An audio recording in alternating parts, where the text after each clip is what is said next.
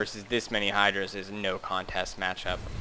Although with the horrible mobility of Hydralisks, just like these slow, inevitable pushes, I would like to see Hasu take advantage of this. He's blinking, he's just warping in more Stalkers. Would like to see him with this 2-base play go quickly to Templar, which he is doing. Excellent, excellent. Always nice whenever I ask for something and it is given to me, even though this game was played. Oh, you are a bastard, aren't you, Hasu? And I imagine that he should. What he should be doing is getting some sentries up here and maybe a sentry or two here, and force fielding this from the inevitable push while the Stalkers go around and fuck with this, because now these Hydras are going to move in. They're going to take out some things, but there's nothing to even spot this high ground, and there's enough cannons here. And yeah, there we go, nicely done. So now these Stalkers are moving around. This is a very interesting game, and just the mobility in the middle of the map of this kind of battle. Oh, great play by Haypro. Moved his Overlords around this way. He just came this way with the Overlords, so the Stalkers couldn't take them out, and now is spreading creep, and so he's trapping these Stalkers. The only way really back into the base is through here, which is great, but with all these Overlords spewing this creep, he now has an avenue of retreat. Would like to see a Nidus network going down, maybe right here, in order to pop out here. You can even just pop it out right here in order to cut the time travel down. And I know I just said time travel, rather than travel time. It would be awesome if you could time travel in this game. You just, you know, build a time travel machine, and then all of a sudden 3 or 4 Hydralisks pop out in the first 10 seconds of the game right behind their mineral line and just decimate the starting 6 probes. That would be awesome. You'd always promise yourself, oh, I'll build the time travel machine at the end of the game. That way I can, you know, have those Hydralisks in the beginning. That would be super sweet. So anyway, we're about to see the massive damage of Hydralisks as they destroy these destructible rocks. So a lot of harassing going on this game. Losing all those Overlords was pretty bad, although the Zerg player is... Actually, they're both macroing pretty poorly with the amount of money that they have. Would like to see a transition to Speed Zealots, and he's not doing that, and just throwing down a ton of Zealots as well, just because of the money differential here. You can macro an army that destroys Hydralisks, and I guess not so much Mulisks, but Hydralisks especially, with just Templar and Zealots, and it's very effective. Also, like the placement of these forward pylons, going to be able to throw some cannons up here, although not knowing that his opponent has, well, now he does, knowing that his opponent has gone to Mutalisk is going to make him need to have cannons in the back as well. So this is a really heavy gas build that Haypro has gone. We're going to look to see him either cancel production on Hydras or only make this many Mutalisks and just harass with them as much as he can. Going to be taking out that cannon with that many Mutalisks. Barely enough Mutalisks to take it out, and now this mineral line is pretty weak, although really got to be careful when you have this many Blink Stalkers coming at you. That can take out this whole army in just a few seconds. But the high ground advantage is actually pretty funny. He's going to be able to take out a few more of these probes. Meanwhile, he's spreading creep pretty effectively. He's going to be trying to take... Oh my god, he's like taking the whole map.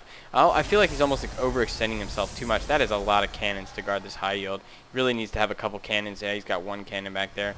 So I think Hasu does anticipate that there aren't going to be that many Hydralisks or Mutalisks. Unfortunately, he's wrong because that's what he's making. So at this point, the mass Stalker play is going to be really effective combined with sentries and Templar. I don't know what Haypro can really do besides maybe just slam out a ton of Zerglings almost. Yeah, I mean, right at this point, you want to just kind of just make units, because this is going to be really strong as long as it has something to support it. Even Banelings into this mix would be effective, just because this right here needs to die. And these Stalkers are going to be poking around. They're going to be doing... I would like to see an observer with this, just to be able to push back these creep tumors.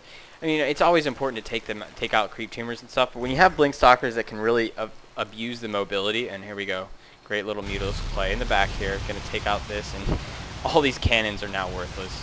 Although, actually, not going to take it out. Mutalisks do so little damage. So little damage to one target. It's kind of sad. I'm gonna be throwing down maybe an overreaction a bit there with the cannons, especially when they're still in range.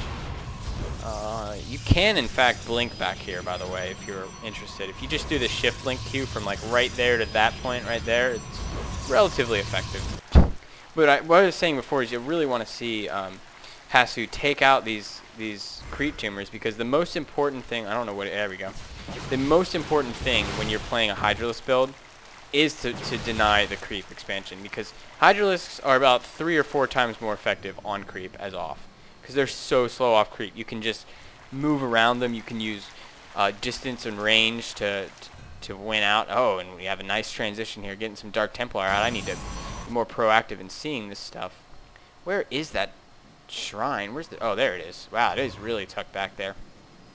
Gonna be moving in with these Dark Templar. I don't even think there are any... there's not a single Overseer on the map, so this Dark Templar harassment is going to be extremely effective. 1 in each base. Oh, there's 2 actually down there. He needs to have 1 in this high yield. Oh, don't take the queen out. I mean, a lot of players tend to go for this queen, but it's so fast that you can just kill the drones and either prevent drone... look at this. This one has 7 kills. This one has 9 kills. This one has 4 kills. And this one only has like 3 kills and is now dead because it went for that queen. Although it's really hard to control all 4 of them at the same time. That's what you generally do is you move them to the mineral point and then you shift click attack, which is what I tend to do with them. Although these are pros, so I expect better from them. So it looks like instead of going for this massive Templar army like he did last time, he's getting a handful of Templar. He's letting their energy build up, and instead, wow, there's so many bases. He's on 6 bases right now. Oh, 5 bases because he lost that hatchery. But he's got, as opposed to Protoss, only 3 bases. And that's the thing about Zerg, is you really can afford to leave some of these patches behind and not really saturate every base fully just because you have so many. And we can see right now, as I pause the game like a failure, he's going to go to Broodlords again. He's got the Greater Spire coming out. Don't think that's a great play. There's too many Stalkers here. I think that right now this game is pretty much for a commanding lead for Hasu Obs. Once these Templars start throwing down some good side storms, he really needs to better position.